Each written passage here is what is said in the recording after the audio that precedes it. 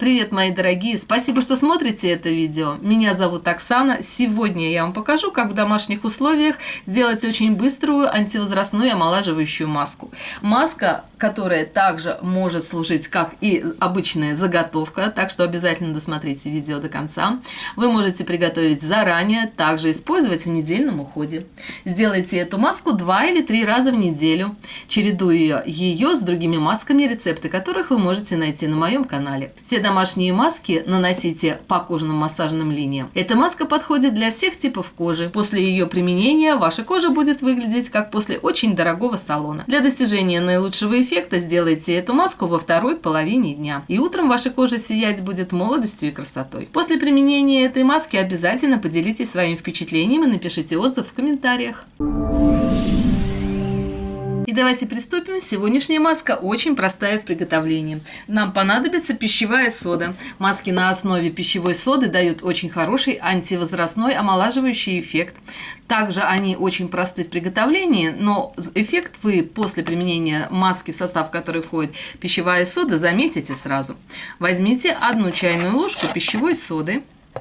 Соду возьмите без горки. Следующий ингредиент для этой маски нам понадобятся дрожжи. Можно использовать быстрые дрожжи, также хорошо подойдет для сегодняшней маски и дрожжи из брикетов. Если вы используете быстрые дрожжи, то добавить нужно 1 чайную ложку сухих дрожжей. Также используйте дрожжи без горки. Если вы используете дрожжи из брикетов, то и предварительно размягчите их, разогрейте, подержите на водяной бане и также добавьте 1 чайную ложку дрожжей. Смешайте все сухие компоненты так, чтобы они равномерно распределились.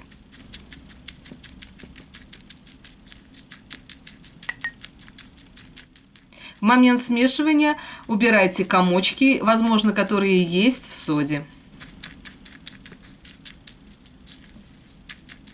Следующий компонент для этой маски нам понадобится рисовая мука. Можно рисовую муку приготовить самостоятельно. Возьмите небольшое количество обычного белого риса, перемелите в кофемолке и используйте для приготовления домашних масок. Также вы можете использовать и готовую рисовую муку. Нужно взять также 1 чайную ложку рисовой муки без горки. И также тщательно смешайте все сухие компоненты. Эту заготовку вы можете хранить в сухом виде и использовать для приготовления домашней маски.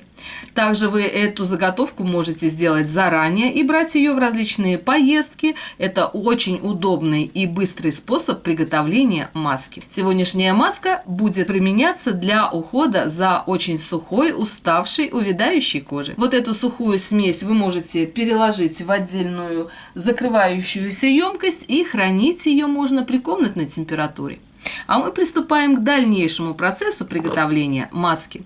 Возьмите отдельную емкость. Хорошо смешанные компоненты возьмите в количестве 1 чайной ложки.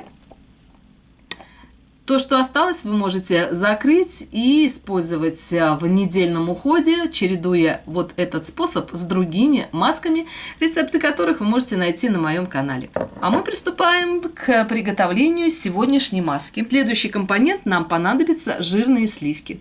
Так как сегодняшний рецепт предназначен для сухой, возрастной, увядающей кожи, то жирность сливок должна быть очень высокая. Также, если у вас сухой тип кожи, можно использовать сметану. Если у вас жирный тип кожи, вы можете использовать кефир. Также хорошо подойдет для приготовления домашних масок. Нужно взять также 1 чайную ложку жирных сливок, сметаны, либо кефира, в зависимости от вашего типа кожи. И также тщательно смешайте все компоненты. В момент приготовления домашних масок не торопитесь, тщательно вбивайте ингредиенты так, чтобы маска получилась качественная. От этого будет зависеть тот эффект, который она окажет на вашу кожу.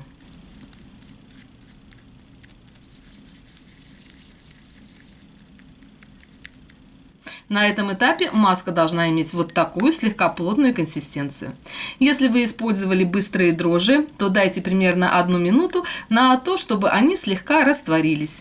В процессе смешивания они будут очень быстро растворяться, и поэтому маску приготовить довольно-таки быстро и легко. И следующий ингредиент для этой маски нам понадобится глицерин. Использование глицерина для приготовления масок дает очень хороший увлажняющий эффект. Глицерин – это прозрачная, бесцветная маслянистая жидкость со слегка сладковатым вкусом, не имеющая запах. Глицерин хорошо удерживает влагу в эпидермисе кожи, предотвращает обезвоженность кожи и в летнее время дает очень хороший омолаживающий эффект. Возьмите 10 капель глицерина.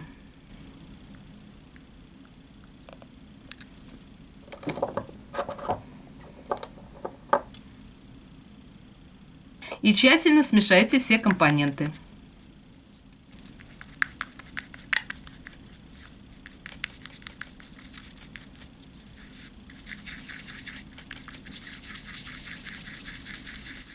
Я все домашние маски готовлю в режиме реального времени.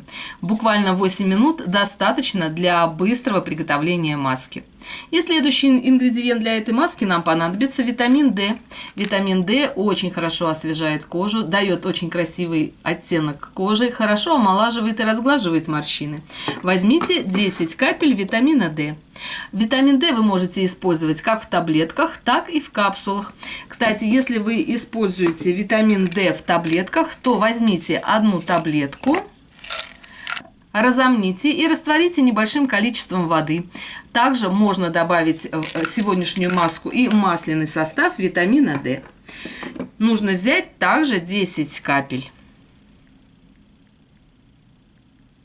И также тщательно взбейте все компоненты до получения однородной консистенции. Маска имеет очень приятную консистенцию. Эту маску можно хранить в холодильнике в закрытом виде до 5 дней. То количество, которое сегодня вы вместе со мной приготовили, достаточно для одноразового применения.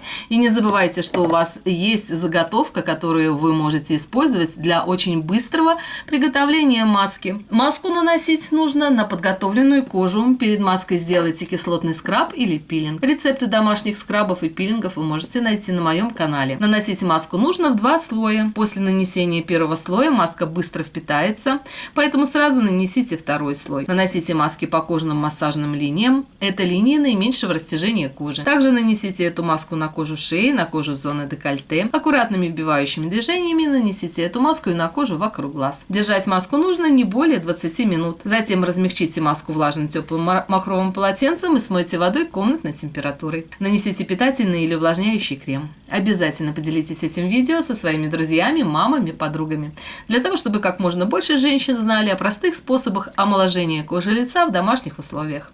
Всех люблю, целую и обнимаю, всем мира, добра и красоты. А с вами была Оксана, увидимся в следующем видео. Всем всего хорошего, пока-пока.